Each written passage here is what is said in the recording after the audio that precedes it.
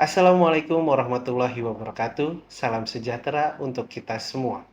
Perkenalkan, nama saya Hairul Anwar, Eskom MM. Saya salah satu dosen di Politeknik Negeri Banjarmasin yang home base-nya berada di program studi Sarjana Terapan Bisnis Digital. Prodi saya bernaung di bawah jurusan Administrasi Bisnis. Mata kuliah yang saya ampu selama mengajar di program studi D4 Bisnis Digital Politeknik Negeri Banjarmasin berkaitan erat dengan digital marketing sesuai dengan KBK saya. Mata kuliah yang saya ampu di semester ganjil yaitu Digital Marketing, Multimedia dan Animasi, Digital Business Project, Aplikasi Komputer, dan Manajemen Sumber Daya Manusia. Sedangkan pada semester genap, saya mengampu mata kuliah Strategi Bisnis Digital dan Implementasi E-commerce Bisnis dan Desain Komunikasi Visual. Pada kesempatan kali ini, saya akan mendeskripsikan salah satu mata kuliah yang saya ampu di semester ganjil tahun akademik 2022-2023. Mata kuliah tersebut yaitu Digital Marketing dengan bobot SKS 2 SKS dan 3 jam pelajaran. Mata kuliah ini membekali mahasiswa agar memahami konsep dasar digital marketing, mampu merencanakan strategi digital marketing, dan serta mampu mengimplementasikannya. Dengan mengikuti mata kuliah ini, mahasiswa diharapkan mampu memiliki beberapa hal. Yang pertama, mampu memahami konsep dan penerapan digital marketing. Kedua, mampu melaksanakan analisis pasar online, baik lingkungan mikro maupun lingkungan makro. Tiga, mampu menyusun strategi digital marketing yang terintegrasi. 4.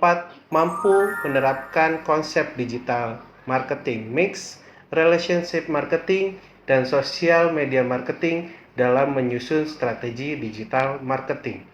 Yang kelima, mampu memahami pentingnya menciptakan customer experience. Yang keenam, mampu merencanakan kampanye menggunakan media digital. Dan yang terakhir, ketujuh, mampu memahami cara mengevaluasi serta meningkatkan kinerja digital marketing. Untuk bisa mencapai kemampuan yang diharapkan tersebut, mahasiswa dibekali dengan materi yang dibahas di dalam 16 kali pertemuan dengan metode pembelajaran secara luring. Agar mahasiswa dapat memahami dan memenuhi kemampuan akhir mata kuliah ini, sehingga mahasiswa dibekali dengan materi-materi konsep dan penerapan digital marketing, analisis pasar online baik lingkungan mikro maupun makro, menyusun strategi digital marketing yang terintegrasi, penerapan digital marketing mix, relationship marketing, dan social media marketing dalam menyusun strategi digital marketing, menciptakan customer experience, serta mengevaluasi dan meningkatkan kinerja digital marketing. Metode pembelajaran yang saya gunakan di dalam kelas saya yaitu menggunakan metode DIA, Delivery, Interaction, dan Assessment. Yang pertama, metode delivery.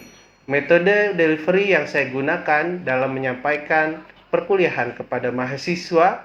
Dalam metode delivery ini, strategi yang saya gunakan yaitu dengan menggunakan buku referensi. Buku referensi yang saya gunakan yaitu buku Digital Marketing yang ditulis oleh Dave Sevi.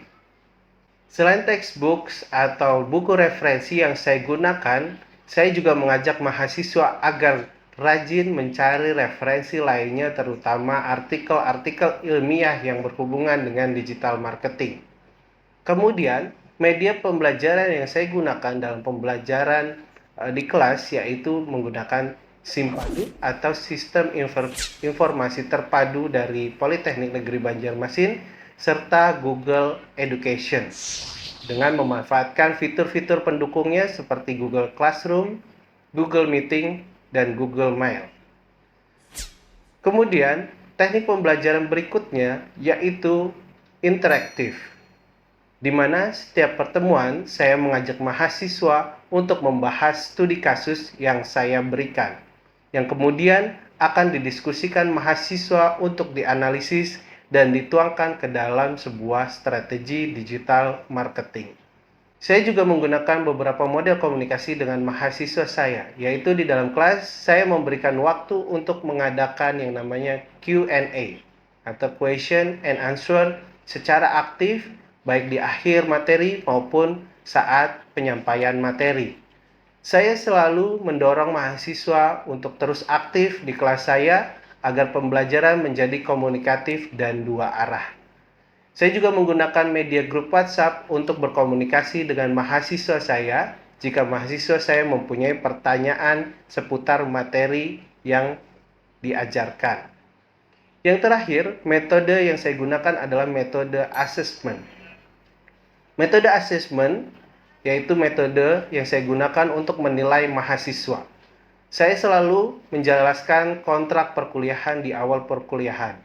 Saya juga menjelaskan pembuatan penilaian yang saya berikan kepada mahasiswa, sehingga mahasiswa tahu lebih awal agar dapat mempersiapkan diri agar perkuliahan dapat berjalan dengan lancar dan mendapatkan nilai sesuai dengan yang diharapkan. Saya mengadopsi penilaian yang diberikan dari Politeknik Negeri Banjarmasin, yaitu dengan bobot 15% kehadiran, 15% perilaku, 20% tugas, 20% UTS, dan 30% nilai yang diambil dari ujian akhir semester. Berikut video pembelajaran di kelas mata kuliah digital marketing pada pertemuan ketiga yang membahas mengenai analisis lingkungan mikro pasar digital. Silakan disaksikan. Assalamualaikum.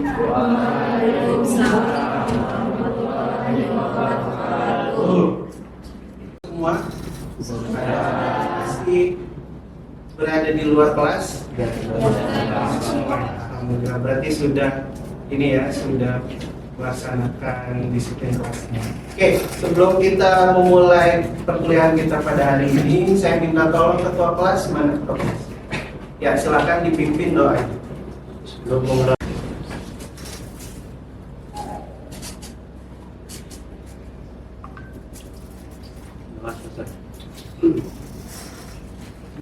Oke ya, kita kembali lagi di mata kuliah digital marketing.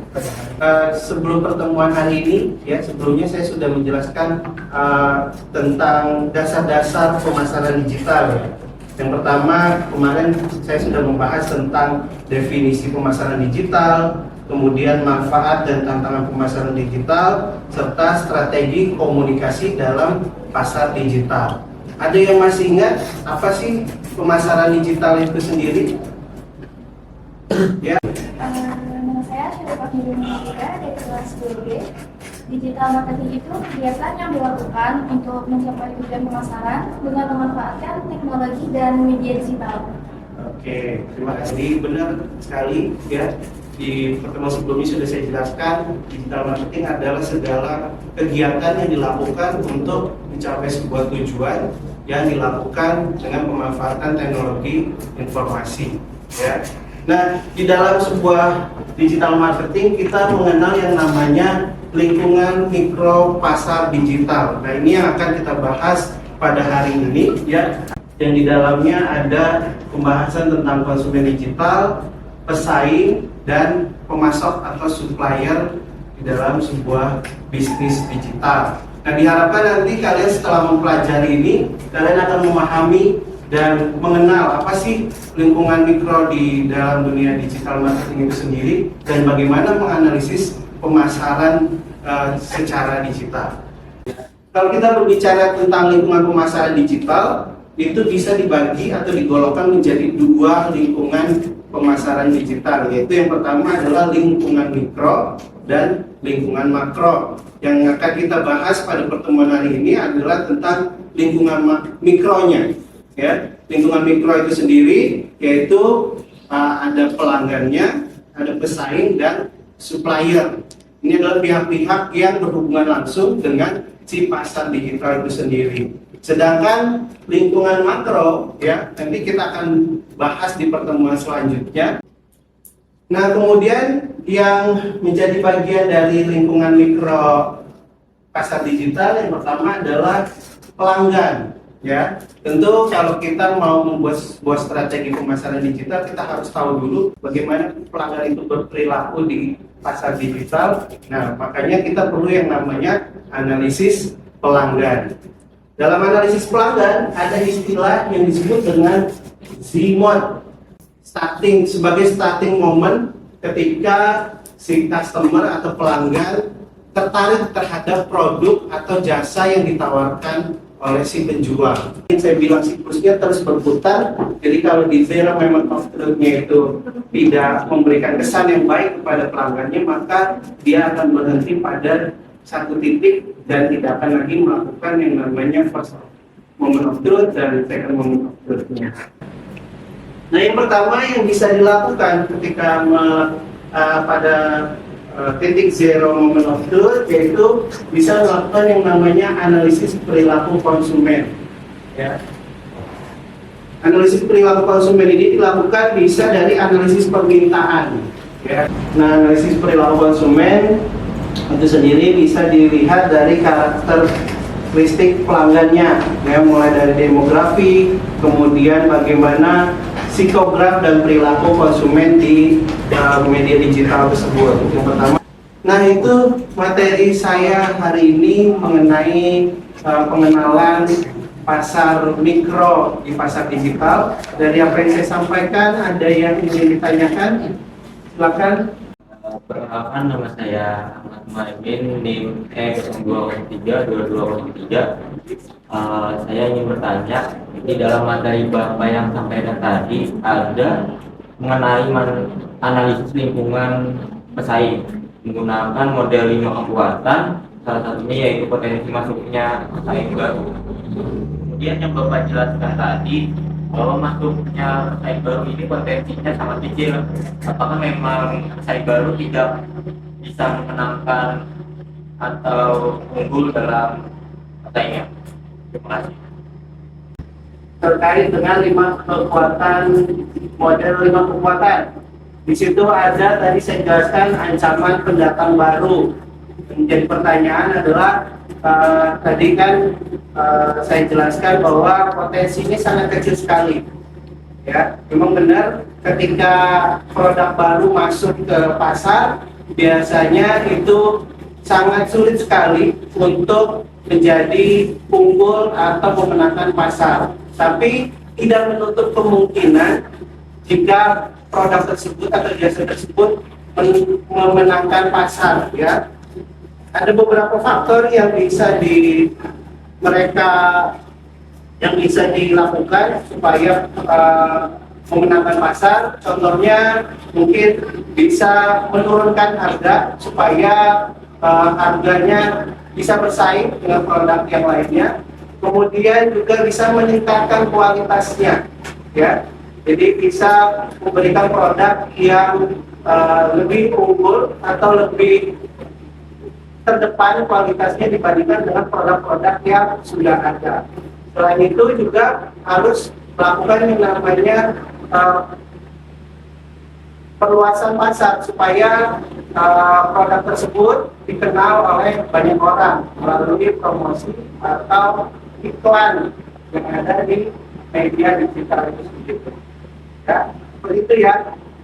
Oke, ada lagi kalau sudah tidak ada yang ditanyakan, saya akan memberikan kesimpulan untuk pertemuan kita pada hari ini.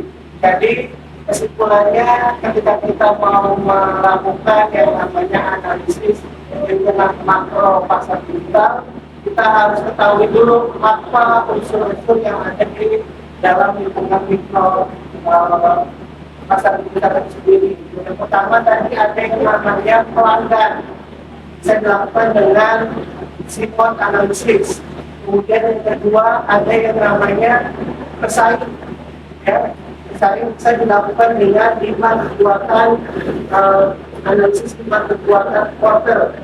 Yang ketiga adalah pemasok. Ya, pemasok bisa dilakukan dengan analisis pemasok. Ya, jadi itu yang harus kalian ketahui ketika kalian ingin memenangkan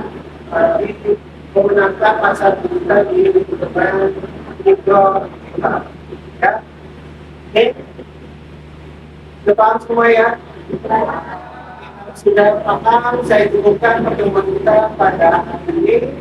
Jangan lupa untuk melihat kembali materi untuk live-nya, karena materi sudah saya masukkan di situ. Untuk minggu depan ada materi tentang lingkungan makro di pasar digital, ya, serta akses di drive-nya.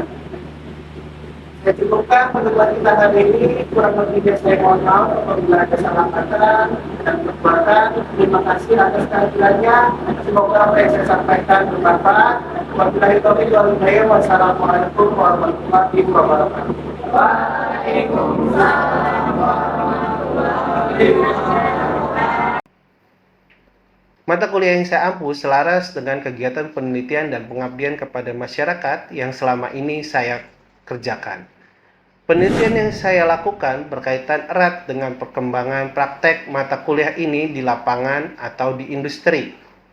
Penelitian saya lakukan bersama-sama dengan rekan-rekan dosen yang memiliki KBK Digital Marketing. Pada aspek pengabdian kepada masyarakat, saya lakukan bersama dengan mitra agar keilmuan yang saya miliki dapat dimanfaatkan masyarakat secara umum. Demikian video deskripsi singkat saya. Semoga ada manfaat untuk kita semua, terkhusus untuk saya. Terima kasih. Wabillahi taufiq wal hidayah. Wassalamualaikum warahmatullahi wabarakatuh.